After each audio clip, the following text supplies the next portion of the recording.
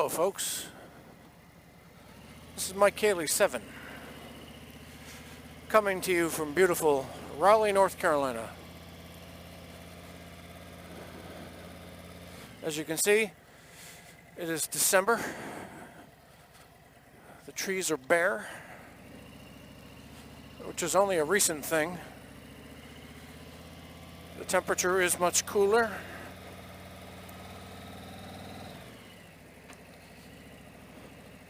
Oh, you want to see where I learned how to ride a motorcycle?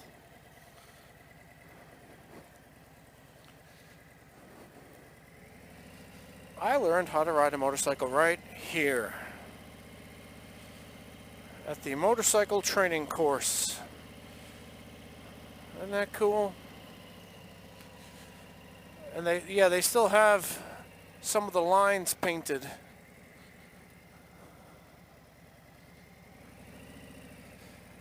That's so nifty. So anyway, that's where I learned how to ride a motorcycle.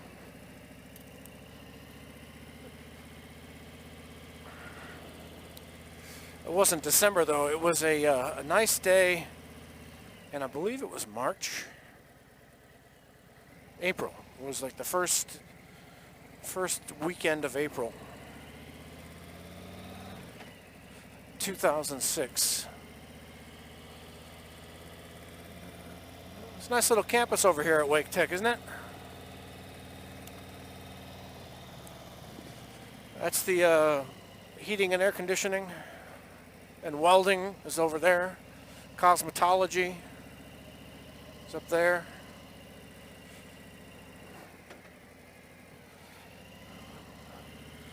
That's the big extended parking lot. We've got 22,000 students, not including online registrations. With the online, it's 70,000. That's the athletic center. Over here, you see over here, this is the automotive and heavy equipment technology.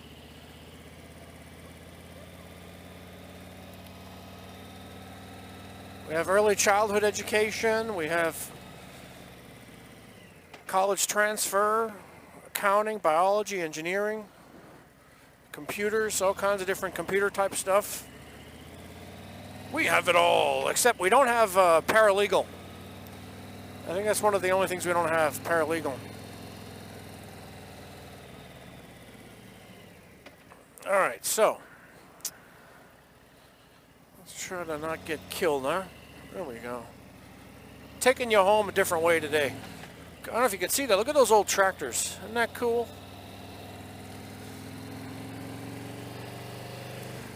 There's going to be a big highway coming right through here in the next few years. One of those outer loop beltline type things to help people with commuting.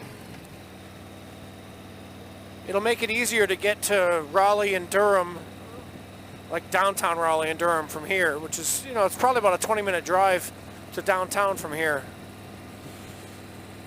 So that'll make life easier, and it'll bring in more housing and more stores. So my property value will go up, and then I will move maybe another 10 minutes south and west.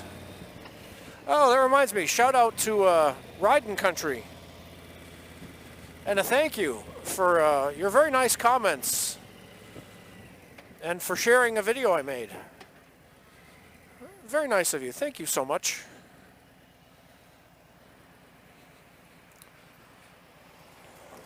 I never really realized that someday people would kind of appreciate the fact that I have been doing it for so long.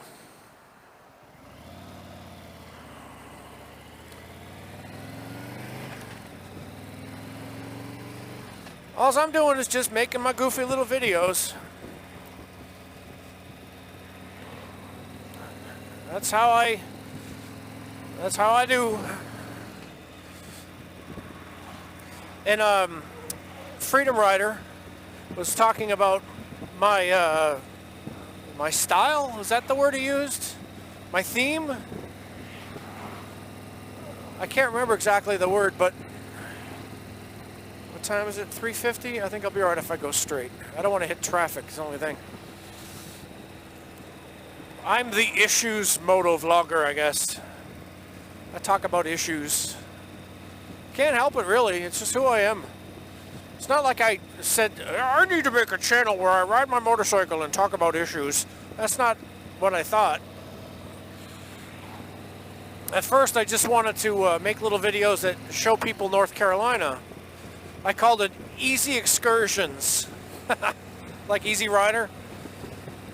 I did a, ride to a little local motorcycle shop and a ice cream place.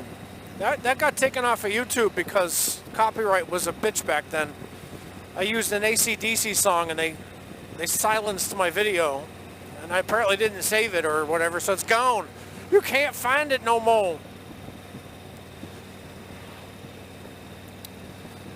I did a ride to the Acorn Festival. I tried to showcase North Carolina. It was like a PBS show.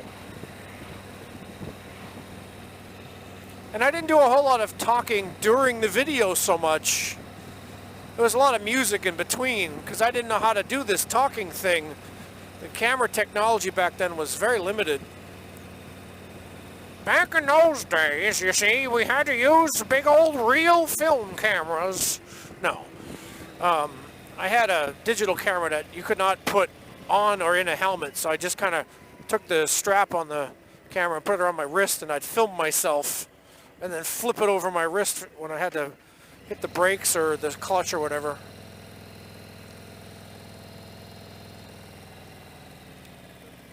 Very primitive. My first inspiration to do this, to actually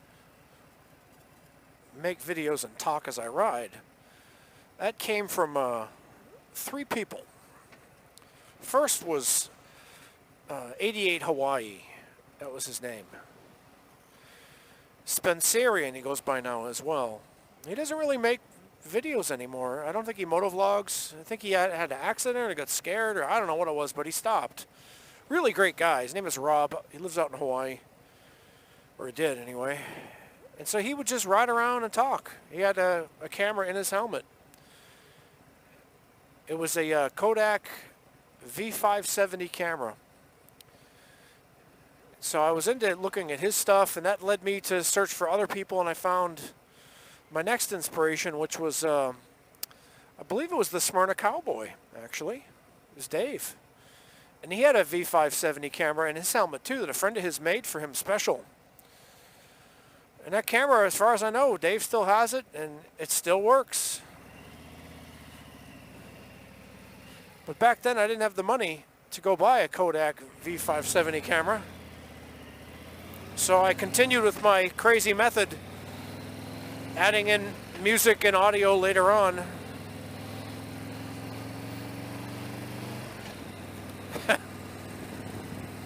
The primitive days. And the third person that really influenced me was SuburbanRyder. Chuck, the mayor. And he did a similar thing too. Camera in the helmet. There was virtually no one in those days who could have a half helmet and a camera at the same time. I was the only one. But I had to add in my audio later.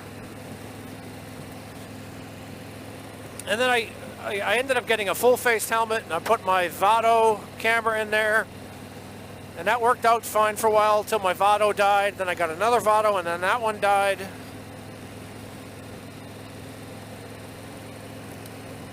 And then I ended up with a Replay XD eventually. And the audio on that was terrible, because I like to wear a half helmet. So finally I said, you know what, screw this. There was another vlogger at the time who was making motovlogs very well, very successfully, with a half helmet. I think it was a half helmet anyway. And his name is Triple X Deadhead. Awesome, awesome, very intelligent guy. So I emailed him and I said, hey man, can you tell me what your system is? I'm going to buy the same thing you have, because I'm tired of this crappy audio stuff. And so he told me exactly what to get, and I've been rocking it ever since. So thank you to XXX Deadhead for that. The GoPro camera with the Sena backpack and the Sena 10S or 20S. I can't remember now. 20C. There's some numbers and letters in there. And so that's how you get all of this awesomeness. Technology finally got to the place where I could use it and afford it, really. And I did buy a nice full-face helmet with another Sena. I just haven't used it yet much because I don't like to wear unless it's really cold. And that Sena, I don't like that camera a whole lot. Anyway, it's an evolution. As I take the back roads home. I try not to go home directly anymore. I try to do this on the bike.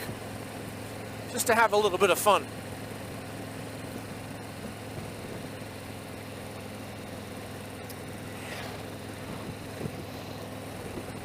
So, I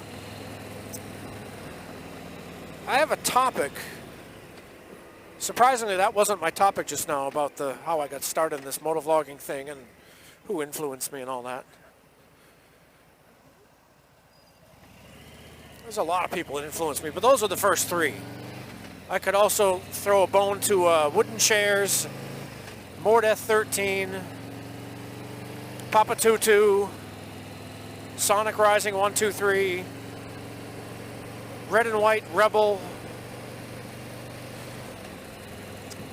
Sven Gali, rest his soul, 808 YouTube, of course. There's a whole bunch. Laurie Jennifer.